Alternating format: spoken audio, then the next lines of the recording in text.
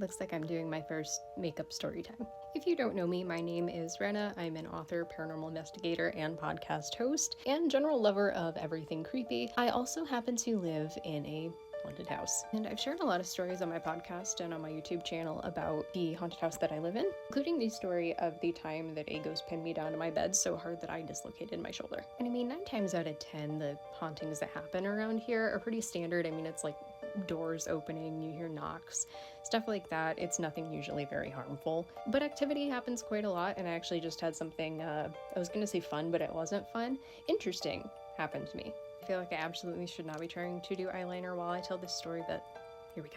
So I suffer from chronic migraines. So the other night I was laying down from one. I was laying down downstairs because it's generally just a little bit quieter down there. We don't really get a lot of spirit activity downstairs, and if we do, it's just like passed on family members and, you know, pretty chill things. So I lay down in the downstairs bedroom. I was like dozing off and on a little bit, but I heard footsteps come into the room. And the downstairs bedroom is actually my mom's, and the only downstairs bathroom is in her bedroom. So I was like, okay, she's probably just coming in to go to the bathroom. Then all of a sudden, I feel the bed move and hear the bed springs start to creak. So I'm like, well, that's weird. She's sitting down on the bed. Like, is something wrong? I turned around to check on my mom, see what was going on, why she was coming in sitting down on the bed.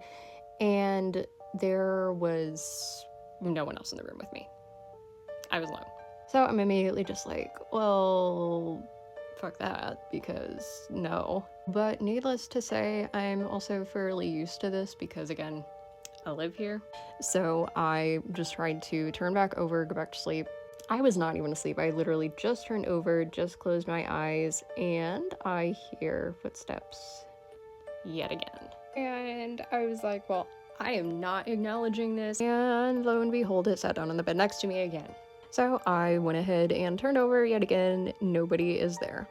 At this point, I just kind of huffed very loudly, like, okay, ghost, you're gonna get attitude if you wake me up from a nap because you bothered me while I sleep and I, am not pleased. I think it happened 2 more times. I got no sleep from the migraine. Thankfully, migraine kind of went away on its own with meds, but still.